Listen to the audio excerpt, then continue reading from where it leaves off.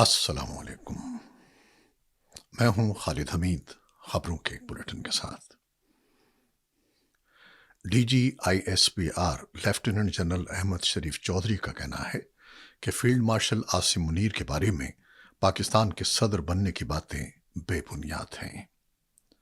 برطانوی جریدے دی اکنامسٹ کو انٹرویو دیتے ہوئے director general I S P R lieutenant general Ahmed Sharif Chaudhry نے فیلڈ مارشل عاصم منیر کے بارے میں پاکستان کے صدر بننے کی باتوں کو بے بنیاد قرار دے دیا۔ انہوں نے کہا کہ نہ تو صدر کے استعفے کی کوئی بات ہوئی ہے اور نہ ہی ایسی کوئی سوچ موجود ہے کہ آرمی چیف صدارت کا منصب سنبھالنے کے خواہش مند ہیں۔ دوسری جانب پیپلز پارٹی پارلیمنٹرین کے سیکرٹری جنرل نیئر بخاری نے بھی صدر زرداری کے خلاف قیاس آرائیوں کی تردید کرتے ہوئے کہا تھا کہ صدر آصف زرداری اس ملک کے منتخب صدر ہیں، ان کے خلاف قیاس آرائیوں میں کوئی حقیقت نہیں ہے۔ قیاس آرائیاں کرنے والوں کو آئین اور قانون کی سمجھ نہیں ہے۔ پاکستان اسٹاک ایکسچینج میں نئی تاریخ رقم ہو گئی ہے اور انڈیکس 1,45,000 کی حد کو عبور کر گیا ہے۔ مالی خسارہ 9 سال کی کم ترین سطح پر آنے کے بعد بدھ کے روز کاروبار کے اختتام پر KSE 100 انڈیکس 1,145 پوائنٹس اضافے سے 1,45,088 پوائنٹس کی سطح پر جا پہنچا۔ پشاور ہائی کورٹ نے انسداد دہشت گردی عدالت فیصل آباد سے سزا کے کیس میں سرداج گل اور شبلی فراز کو 11 اگست تک حفاظتی ضمانت دے دی ہے۔ پشاور ہائی کورٹ نے 9 مئی کیس میں سزا کے معاملے میں پاکستان تحریک انصاف PTI کی رہنما زرتاج گل اور قائد حزب اختلاف سینیٹر شبلی فراز کی 11 اگست تک حفاظتی ضمانت منظور کر لی۔ پشاور ہائی کورٹ نے حفاظتی ضمانت کا محفوظ فیصلہ جاری کرتے ہوئے زرتاج گل اور شبلی فراز کو متعلقہ ہائی کورٹ میں اپیل دائر کرنے کی ہدایت کر دی۔ انسداد دہشت گردی عدالت فیصل آباد نے گزشتہ ہفتے 9 مئی کیس میں زرتاج گل اور شبلی فراز کو قید کی سزا سنائی تھی۔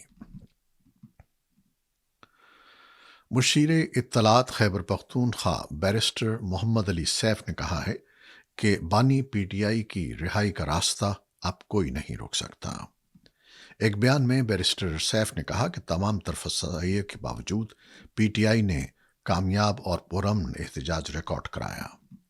انہوں نے کہا کہ پنجاب میں گرفتاریوں کے باوجود عوام بڑی تعداد میں سڑکوں پر نکلے۔ پارلیمنٹ ہاؤس میں میڈیا سے گفتگو کرتے ہوئے چیئرمین پاکستان تحریک انصاف بیرسٹر گوہر کا کہنا تھا کہ کل کا احتجاج کامیاب ہوا، عوام سڑکوں پر آئی اور عوام نے اپنے قائد کے لیے آواز اٹھائی۔ ان کا کہنا تھا کہ ملک بھر کے 170 اضلاع، تمام تحصیلوں، یونین کونسلز میں بھرپور احتجاج ہوا۔ کل عوام نے ثابت کیا کہ وہ بانی PTI کے ساتھ ہیں۔ بھارت اپنے زیر انتظام جموں و کشمیر میں جموں خطے کے کٹھوعہ، اودھمپور اور سامبا اضلاع میں حریت پسند کشمیریوں کے خلاف اپنی فوجی کارروائیوں میں تیزی لانے کے لیے paramilitary central reserve police force کی 25 سے زائد اضافی کمپنیاں اور کوبرا کمانڈوز کے 2 یونٹ تعینات کر رہا ہے۔ یہ تعیناتی ایک وسیع حکمت عملی کا حصہ ہے جس کا مقصد سامبا، کٹھوعہ اور اودھمپور خاص طور پر سرحدی علاقوں میں کارروائیوں کو تیز کرنا ہے۔ بھارتی حکام نے دعویٰ کیا ہے کہ یہ فیصلہ اعلیٰ سطح پر کیا گیا ہے اور یہ بھارتی فوج پر انحصار کی حکمت عملی میں تبدیلی کی نشاندہی کرتا ہے۔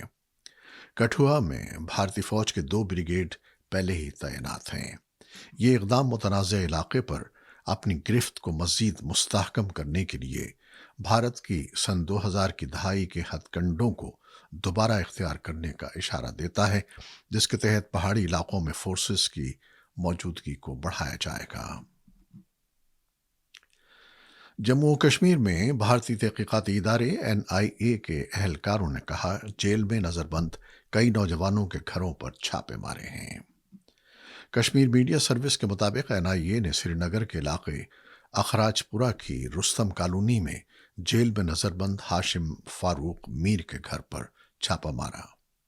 हाशिम फारूक मीर बहुत से कश्मीरी नौजवानों में से एक हैं जिन्हें भारतीय फोर्सेस ने मुजाहिदीन का मुआविन करार देकर गिरफ्तार किया है और वो इस वक्त पब्लिक सेफ्टी एक्ट के तहत जम्मू की कोट भलवाल जेल में नजरबंद हैं। एनआईए ने श्रीनगर और उससे मुल्हिका इलाकों में कई दीगर नजरबंद नौजवानों के घरों पर भी छापे मारे हैं। इंडिया की शिमाली रियासत उत्तराखंड के उत्तरकाशी जिले में क्लाउड बर्स्ट की वजह से एक फौजी कैंप सैलाब की जद में आ गया और मुबैना तौर पर 9 फौजी एहलकार इस वक्त लापता हैं। प्रेस ट्रस्ट ऑफ इंडिया के मुताबिक हिमालयाई इलाके के कस्बे में कीचड़ का एक तेज सैलाब आया जिसने इमारतों को मुनहदिम करने से पहले एक पहाड़ी वादी को तोड़ा और कम से कम 4 अफराद जान से गए। अमेरिका के खुसूसी एलची स्टीव विटकॉफ ने रूस के सदर व्लादिमीर पुतिन के साथ बातचीत की है। क्रेमलिन ने फौरी तौर पर मॉस्को में बुध को होने वाली मुलाकात की मजीद तफसीलात फराहम नहीं की। रूस की सरकारी खबररसा एजेंसी तास ने बताया कि कबल अज़ीं विटकॉफ ने सदारती खुसूसी नुमाइंदे किरिल दिमित्रियोफ से मुलाकात की। दिमित्रियोफ ने हालिया महीनों में इस्तांबुल में रूस और यूक्रेन के दरमियान बराह रास्त अमन मुज़ाकरात के साथ साथ रूसी और अमरीकी हुकाम के दरमियान होने वाली बातचीत में कलीदी किरदार अदा किया था। सदर डोनाल्ड ट्रंप ने खबरदार किया था कि अगर मॉस्को जुम्मे से पहले यूक्रेन के खिलाफ जंगबंदी पर रजामंद नहीं हुआ तो वो रूस पर पाबंदियां आयद कर देंगे।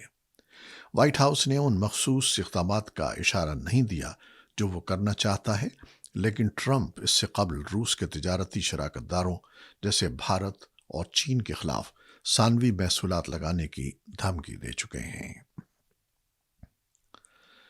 ईरानी सरकारी मीडिया ने रिपोर्ट दी है कि ईरान ने इसराइल के लिए जासूसी के इल्ज़ाम में एक शख्स को बुध के रोज़ फांसी दे दी। ईरानी अदलिया के न्यूज़ आउटलेट मीज़ान ने रिपोर्ट दी है कि मुजरिम रोज़ बावादी अहम और हसास तंजीम में काम करता था। उसने मुबैना तौर पर जून में इस्लामी जमहूरिया पर इसराइल के हमलों में हलाक होने वाले एक जौहरी साइंसदान के बारे में मालूमात फराहम की थी। इसराइल के लिए जासूसी के इल्ज़ाम में सजाए मौत पाने वाले ईरानियों में इस साल नुमाया इजाफा हुआ है। हालिया महीनों में कम से कम 8 अफराद को फांसी दी गई है।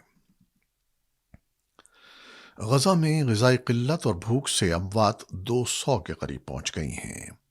गजा की वजारत सेहत का बताना है कि गुज़श्ता 24 घंटों के दौरान ग़िज़ाई क़िल्लत और भूख से मज़ीद 5 अफराद जान की बाजी हार गए। अरब मीडिया के मुताबिक गजा में ग़िज़ाई क़िल्लत और भूख से 96 बच्चों समेत कुल 193 अफराद अब तक ग़िज़ाई क़िल्लत से दम तोड़ चुके हैं।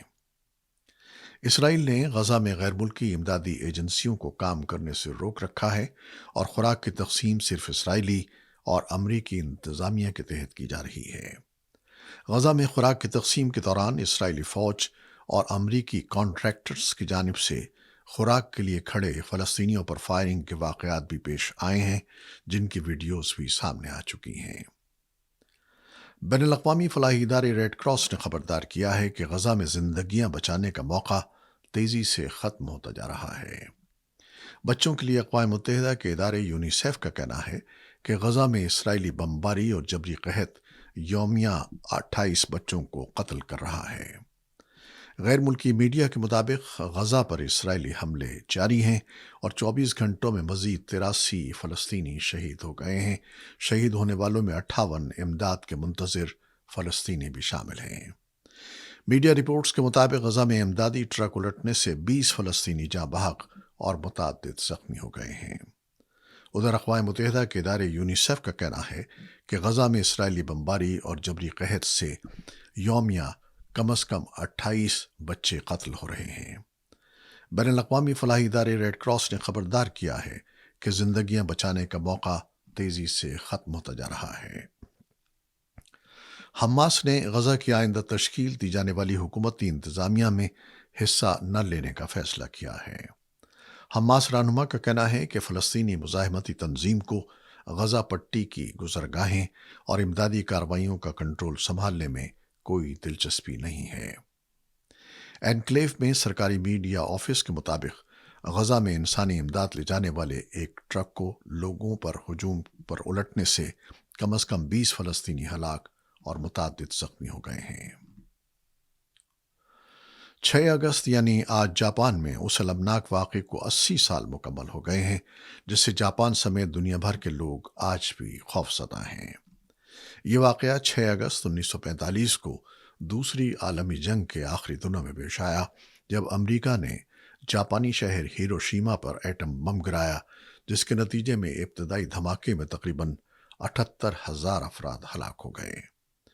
इस एटम बम के असरात ऐसे थे कि 1945 के आखिर तक मजीद हज़ारों अफराद जान से गए जिसकी वजह एटम बम से पड़ने वाले असरात थे। हिरोशिमा पर हमले के 3 दिन बाद नागासाकी पर प्लूटोनियम बम गिराया गया जिसके बाद 15 अगस्त को जापान ने हथियार डाल दिए और दूसरी आलमी जंग का खात्मा हुआ। हर साल हिरोशिमा में 6 अगस्त को यादगारी तकरीबात मुनक्किद की जाती हैं और इस साल भी यही सब हो रहा है, जबकि 6 अगस्त के 3 दिन बाद नागासाकी में होने वाली यादगारी तकरीबात में भी दुनिया भर से हजारों अफराद शिरकत करेंगे। Cricket. International cricket council ICC ने T20 प्लेयर्स की रैंकिंग जारी कर दी है। आईसीसी रैंकिंग के मुताबिक बैटर्स में भारत के अभिषेक शर्मा ने पहली पोजीशन बरकरार रखी है जबकि ऑस्ट्रेलिया के ट्रेविस हेड दूसरे और भारत के तिलक वर्मा तीसरी पोजीशन पर हैं। पाकिस्तान के हसन नवाज और साइम अयूब ने T20 बैटर्स रैंकिंग में लंबी छलांग लगाई है और अपनी पोजीशन बेहतर कर ली है। पाकिस्तान के हसन नवाज 24 दर्जे बेहतरी से 30वें, साइम अयूब 25 दर्जे बेहतरी से 38वें नंबर पर आ गए हैं। ताहम बाबर आजम 3 दर्जे तनज़ुली के बाद 17वें नंबर पर पहुंच गए हैं। आईसीसी की जानिब से जारी की गई T20 बॉलर्स की रैंकिंग में भी पाकिस्तानी खिलाड़ियों की आलमी दर्जाबंदी में बेहतरी आई है।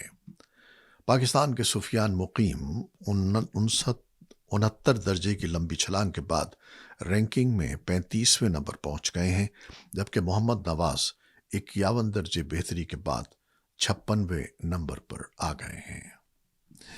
ये थी वो खबरें जो आप हमारे YouTube चैनल पर देख सकते हैं और इन्हें लाइक कर सकते हैं, शेयर कर सकते हैं, अपने कमेंट्स में अपनी राय का इजहार कर सकते हैं और इन्हें सब्सक्राइब भी कर सकते हैं।